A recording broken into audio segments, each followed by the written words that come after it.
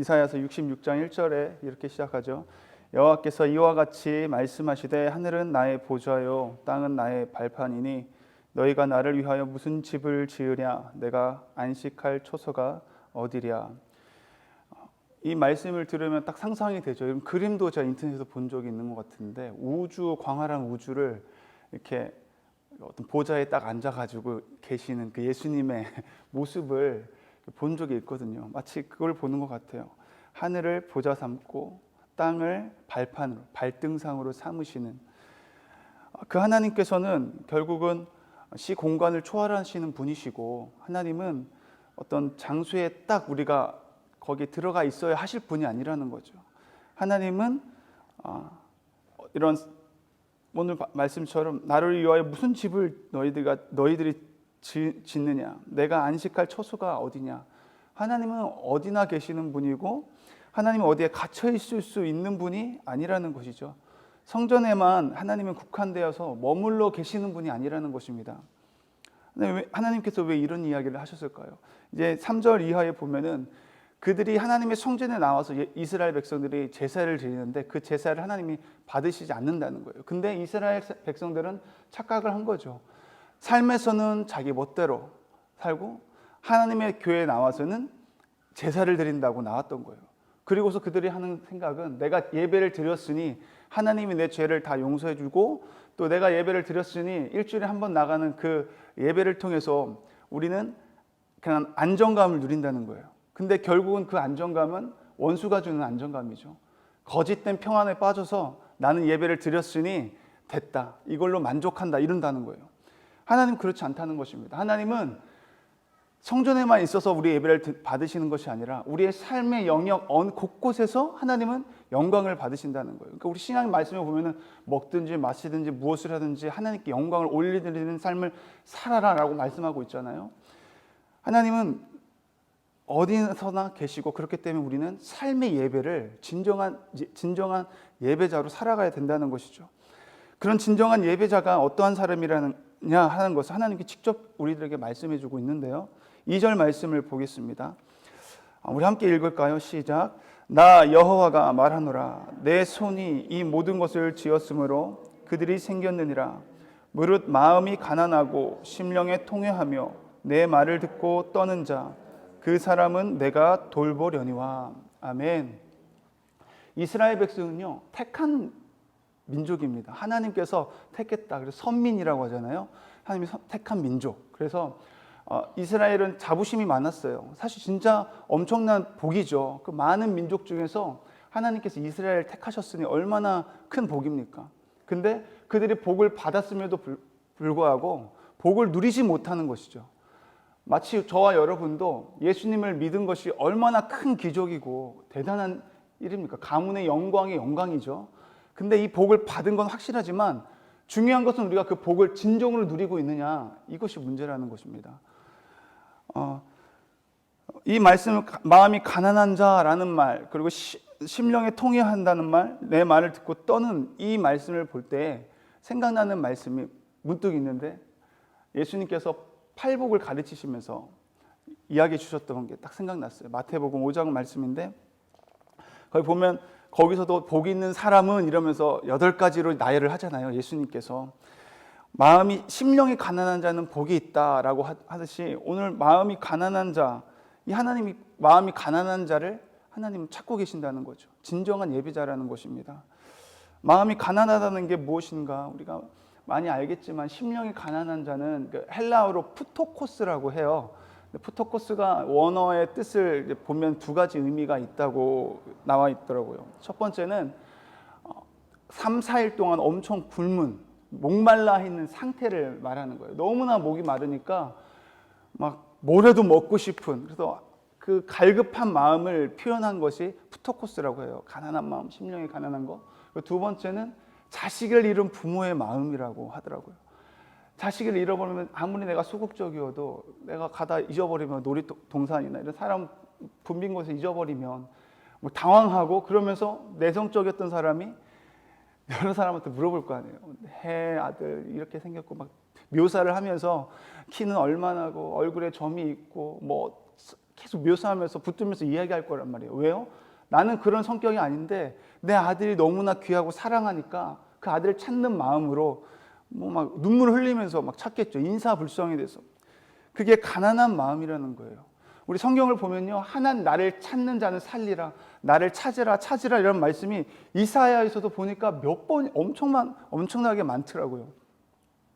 하나님을 진정으로 찾는 자, 갈급함으로 목마른 사슴이 시냇물을 찾듯이 하나님을 얼마나 간절히 찾는가. 저와 여러분 얼마나 하나님을 간절히 찾으십니까?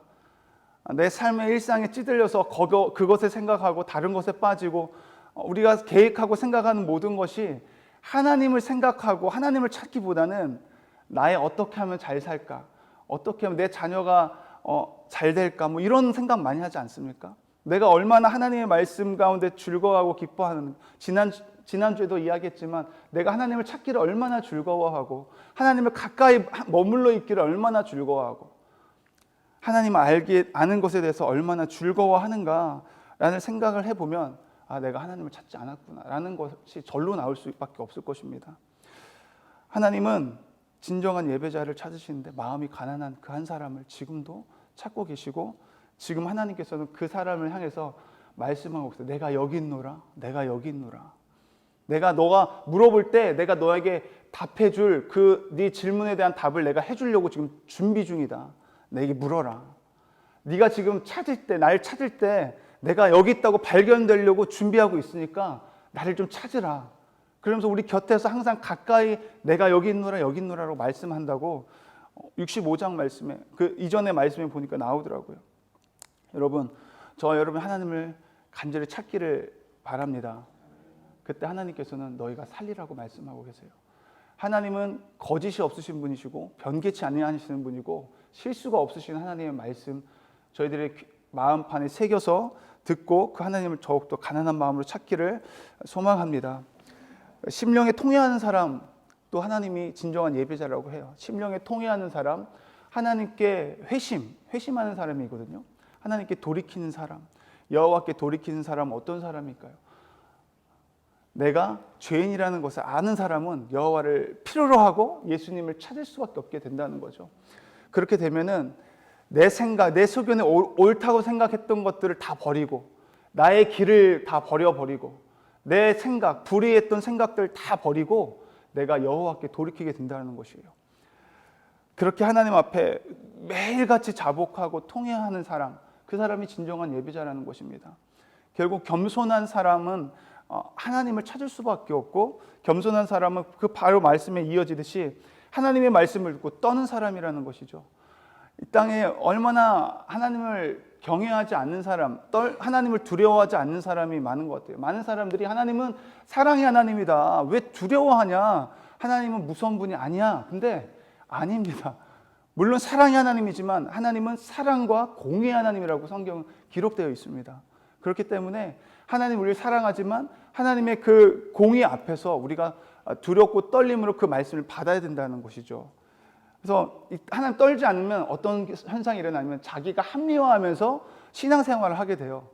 이 정도는 안 해도 되지. 이거는 좀 아닌 것 같아. 그래서 내가 취하고 싶은 말씀만 받고 내가 이거는 좀 아니다 싶은 거는 지금 시대가 어떤 시대인데 이러면서 하나님의 말씀에 동떨어진, 그래서 내 상식에 갇혀서 내가 생각하는 거나 내가 경험했던 것이 아니면 그냥 그것은 아니라고 치부해버리는 것. 이게 하나님을 향해서 떨지 않는 마음인 것이죠. 가인과 아벨이 똑같이 예배를 드렸지만 왜 가인의 예배는 안 받고 아벨의 예배는 받으셨을까요? 가인의 삶은 악했다고요. 그가 왜 악한 삶을 살았는가? 왜 하나님 앞에서 겸손하지 못하고 그렇게 살았는가? 그것은 그가 하나님을 경외하지 않고 두려워하지 않았기 때문인 것이죠. 저와 여러분은 하나님이 찾으시는 한 사람의 그 예배자, 진정한 예배자가 될 수 있는 저와 여러분이 되기를 바랍니다. 그리고 떠는 것에 대해서 보니까요, 이 헬라어 마태복음 5장에 나와 있는 팔복에서 온유한 자라는 이야기가 나오는데 이 온유한 자가 하나님 말씀 듣고 떠는 자라는 것과 동일한 거예요. 그래서 하나님의 온유한 자는 우리가 생각하는 겸손하고 아니에요 이런 것이 아니라 뭘 뜻하냐면은 길들어지는 야생말을 이제 길들인 것을 말하는 것이라고요. 그래서 다시 말하면 하나님의 말씀에 우리가 길들여지는 것, 하나님의 말씀을 듣고 두렵고 떨림으로 하나님의 말씀에 길들여지고 컨트롤되는 상태를 말하는 것인데, 하나님은 그런 사람을 진정한 예배자라고요.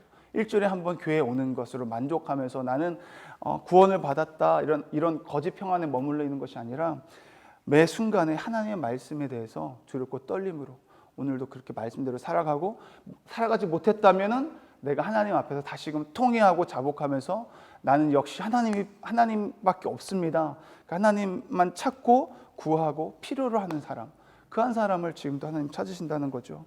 그래서 3절 이하의 말씀에 보면요, 네가 아무리 소를 잡아들일지라도 하나님은 그것을 뭐로 보냐면 살인한 것과 다름이 없고, 네가 어린 양으로 제사를 드리지만 그것은 개의 목을 꺾은 것과 다름이 없다. 네가 드리는 예물은 돼지의 피, 부정한 그 피와 다름이 없고, 네가 분향하는 것, 네가 기도하며 나가는데 그 너의 기도는 우상을 찬송한 것과 다름이 없다. 우상 숭배가 무엇입니까? 나를 위한 거예요. 나를 위해서 사는 삶, 나를 위해서 손해를 보지 않으려고 하는 것, 나를 위해서 하나님의 말씀을 따라가지 않는 것. 그러니까 이스라엘 백성들이 하나님을 예배하고 하나님을 섬긴다고 했지만 그들은 자기 우상과 하나님을 겸해서 섬겼기 때문에 문제가 됐다는 것입니다. 그래서 중요한 것은 그 다음에 말씀을 보니까요, 그렇게 우상 찬송과 다름이 없고 자기의 길을 택하며 그들의 마음은 가증한 것을 기뻐했다. 자기의 길을 택했기 때문에 이런 제사를 드리고 예배를 드리고 기도를 드렸다는 거예요. 자기의 길을 택했기 때문에, 하나님의 길이 아니고 자기의 기준이에요. 결국은 그 길은 자기의 기준대로 살았기 때문에, 자기 생각대로, 하나님의 생각이나 하나님의 기준에서 벗어나서 살았다는 것이죠. 그러니 그들의 마음은 당연히 가증한 것을 기뻐할 수밖에 없었다. 하나님은 이 제사에 대해서 어떻게 표현하냐면요, 디스커스트 하신대요. 역겹고 가증하고. 그러니까 아모스 말씀에 보니까요, 너희가 드리는 찬송대가 진짜 듣기 싫다는 거예요. 성전에서 울려 퍼지는 그 찬양이 하나님이 진짜 듣기 싫다고, 그만 좀 멈추라는 거예요. 아무리 화려한 조명과 악기들과 사람들이 들을 때는 와 막 이러는데 하나님은 너무 듣기 싫다는 거예요. 기타 한 대, 악기 없어도 돼. 너희 중심에 나를 향한 진정한 예배자로서 나에게 찬양한다면 그 찬양 하나가 내가 그 찬양 기뻐하지, 하나님은 너의 길을 가고 너의 기준을 생각하고 나를 두려워하지 않고 나를 찾지도 않으면서 나를 사랑하지도 않으면서 그렇게 예배를 드리는 모습을 볼 때 하나님은 기뻐하지 않고 종교 놀이하고 종교 생활하는 거랑 똑같이 보신다는 것이죠.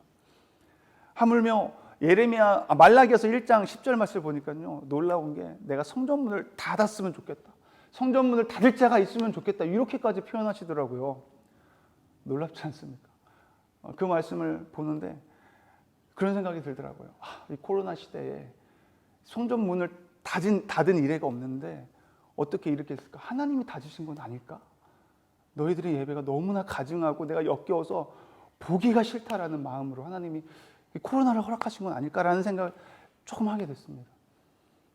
더 놀라운 것은 보니까요, 6절 말씀 보세요. 나 또한 유혹을 그들에게 택하여 주며 그들이 무서워하는 것을 그들에게 임하게 하리니 이는 내가 불러도 대답하는 자가 없으며 내가 말하여도 그들이 듣지 않고 오직 나의 목전에서 악을 행하며 내가 기뻐하지 아니하는 것을 택하였음이라 하시니라. 하나님이 기뻐하는 예배가 아니니까 하나님께서 유혹을 준대요. 유혹을 들여서 교회 못 나오게끔, 교회 가기 싫어 이런 마음이 있다면 여러분, 그것은 마귀가 주는 생각일 수도 있겠지만 한편으로 이 말씀을 봤을 땐 하나님이 주시는 생각일 수도 있다라는 생각이 들더라고요. 저와 여러분은 정말 하나님이 기뻐하시는 오늘 2절의 말씀처럼 마음이 가난하고 심령에 통회하며 내 말을 듣고 떠는 자, 그 사람을 하나님이 돌보시고 진정한 온전한 복을 누리게 하실 줄 믿습니다. 하나님이 한번 말씀하시면요, 아무리 잘 나가는 사람도 거꾸러지는 것은 한순간이에요. 우리 사도행전 말씀에서도 어떤 이름은 까먹었지만 그 헤롯 왕인가요?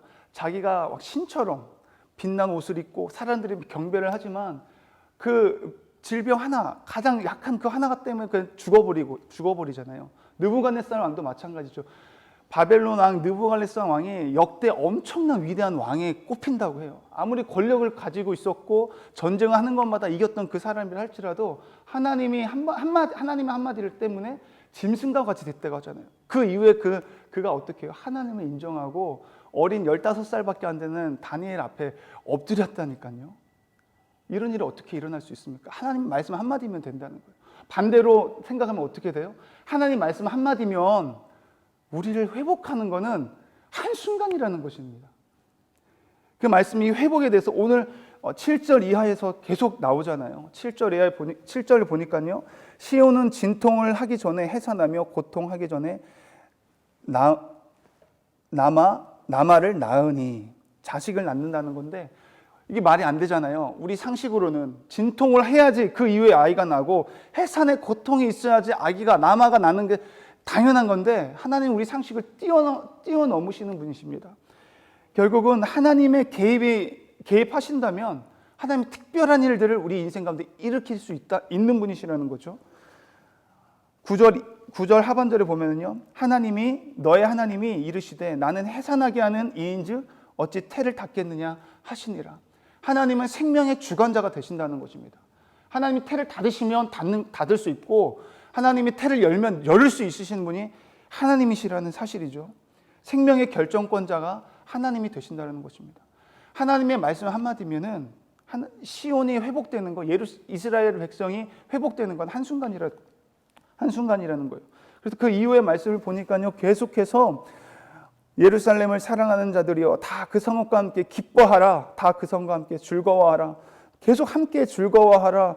그 위로하는 품에 만족하겠고 넉넉한 젖을 넉넉히 빤 것 같이 그 영광의 풍성함으로 말미암아 즐거워하리라. 평강을 강같이 문 나라의 영광을 넘치는 시내같이 주리니, 계속해서 어머니가 자식을 위로함 같이 내가 너희를 위로할 것인즉 너희가 예루살렘에서 위로를 받으리니 너희가 이를 보고 마음이 기뻐서 너희 뼈가 연한 풀의 무성함같이 될 것이다. 계속 즐거워할 것이고 이전에 맛보지 못한 기쁨을 누릴 것이고 위로를 받을 것이고 넘치는 영광 안에 거할 것이고 이런 축복이 있게 된다는 것입니다. 어떻게 하면 하나님 말씀 한마디면 저와 여러분이 진정한 예배자의 삶을 살 때에 이미 우리 복을 받은 자들이잖아요. 예수를 믿게 된 게 얼마나 큰 복입니까?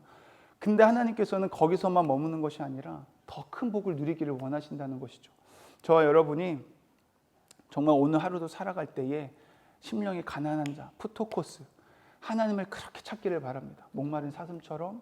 그리고 하나님 앞에 우리의 죄를 날마다 자각하면서 그분 앞에서 나는 죄인입니다. 나는 아무것도 아닙니다.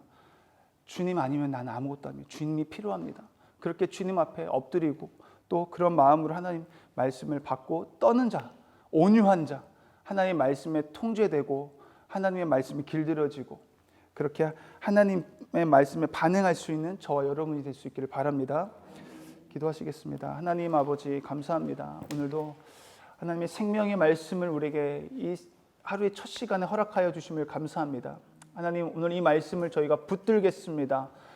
이 말씀 붙들고 하나님을 더 가난한 마음으로 목마른 사슴이 시냇물을 찾듯이 생수의 근원 되시는 그 하나님을 더욱 찾을 수 있는 이 하루를 살아가게 도와주시옵소서. 내가 자복하면서 주님 없이는 살아갈 수 없습니다. 나는 아무것도 아닙니다. 겸손한 마음으로 아버지의 말씀, 하나님의 말씀을 두렵고 떨리는 마음으로 경외함으로 그 말씀을 받아서 오늘 이 하루도 주님이 기뻐하는 삶을 살아가는 진정한 예배자로 살아갈 수 있게 도와주시옵소서.